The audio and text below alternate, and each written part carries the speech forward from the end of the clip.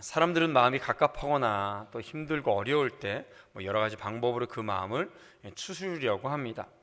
어떤 사람들은 산책을 하기도 하고 운동을 하기도 하고 또 막 소리도 지르기도 하고, 안 믿는 사람들은 막 술도 마시기도 하고 하지만은 그것이 그런 방법으로 해결될 수가 없죠. 아침에 일어나서 속만 쓰리지 근본적인 문제가 해결되지 않습니다.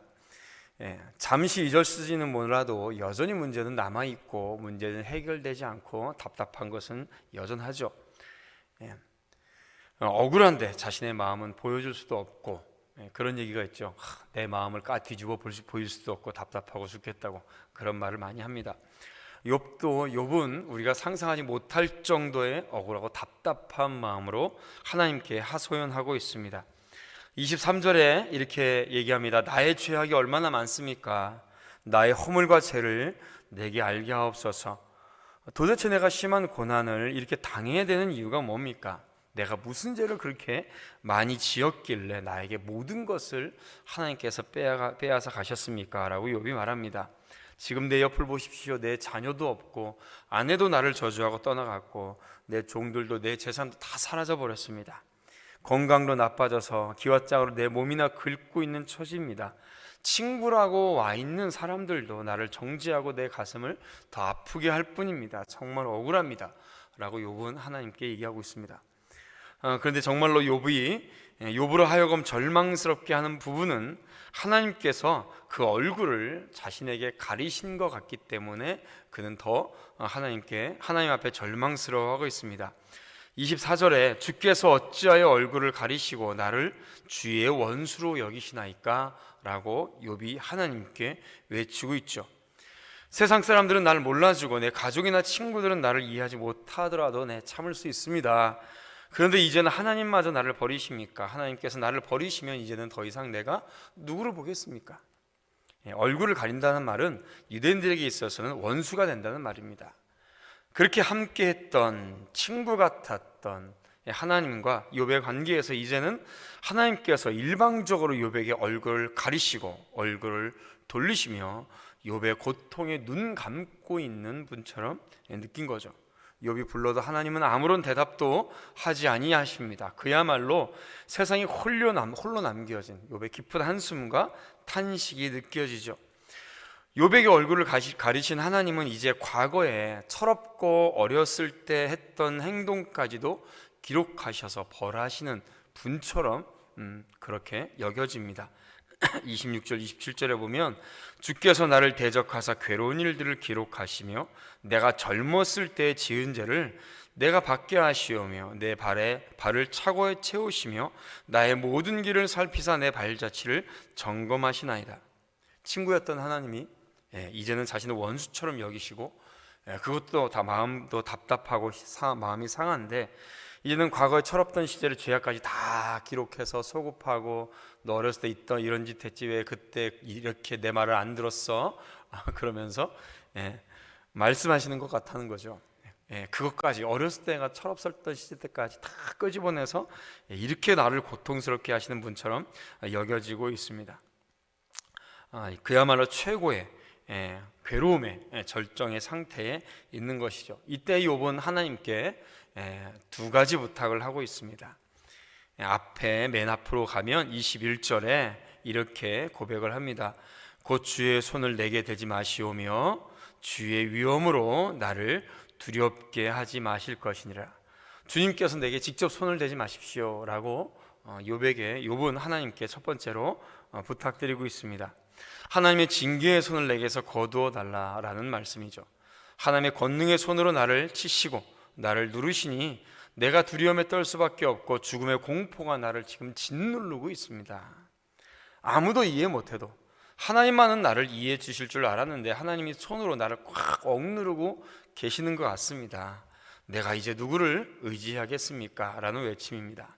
그러니 이제는 손을 대지 마시고 오히려 그 손을 거두셔서 나로 하여금 이 고통과 두려움에서 벗어나게 해달라는 부탁을 하나님께 하고 있습니다.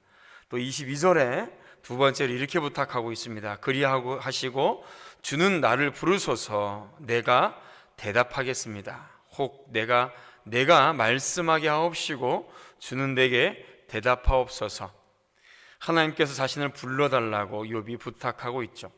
얼굴을 가리시므로 하나님의 얼굴을 찾지도 못하고 보지도 못하겠고 그 목소리를 듣지도 못했지만 이제 다시 나를 불러주십시오. 내가 당장 하나님께 응답하겠습니다. 하나님께서 자신의 이름을 불러만 주시면 나의 무죄함을 하나님 앞에 아뢰겠습니다. 하나님께서 나를 찾아와 주시고 나에게 빨리 내 이름을 불러주시고 나를 붙잡아 주십시오. 나를 불러주시기만 한다면, 내게 손만 내미시면 당장 내가 주의 손을 붙들고 하나님께 가겠습니다. 욥은 정말로 믿음의 사람입니다. 저 같으면 아마 벌써 포기했을 것 같아요. 욥이 당하는 고난 중에, 고통 중에 한두 가지만 아니라도 찾아왔어도 아마도 저는 매일매일 하나님을 원망하고 있을지도 모르겠습니다. 그런데 욥은 끝까지 포기하지 않았습니다. 끝까지 믿음을 저버리지 않죠. 힘들고 어렵고 고통스러운 상황 속에서 결국은 마지막에 하나님께 기대고 있습니다. 하나님께 부르짖고 있고 하나님을 찾고 있고 하나님의 이름을 외치고 있죠. 하나님 앞에 기도하고 통곡함으로써 그 믿음을 지켜내고 있습니다. 하나님 때문이라고 생각하면서도 결국 하나님께 기도하고 있죠. 이게 믿음입니다. 이게 믿음인 거죠. 욥은 주신 분도 여호와시니 가져가시는 분도 여호와이심을 알았고 또 다시 한번 주실 분도 하나님이심을 알았습니다. 우리도 욥 같은 경우에 이렇게 답답함을 경험할 때가 있습니다. 극심하고 괴로움을 당하기도 하고 하나님은 무관심하고 또 우리의 기도에 응답조차 없는 것 같을 때도 있죠. 절망스러운 그때이지만 그러나 우리가 그때 욥을 기억해야 될 줄로 믿습니다. 그리고 하나님 앞에 욥처럼 부르짖고 외쳐야겠습니다. 주의 손으로 나를 누르고 치시는 것 같더라도 하나님께서는 우리를 멸망시키시는 분이 아니라 하나님께서는 우리를 구원하시는 분이신 줄로 믿습니다. 나의 아픔을 앓을 수 있도록 나를 불러주시옵소서. 괴로운 순간이라도 포기하지 말고 하나님께 다시 한번 더 우리 아뢰시는 저와 여러분들이 되시길 바랍니다. 고통과 고난과 아픔이 없는 인생과 사람이 어디 있겠습니까?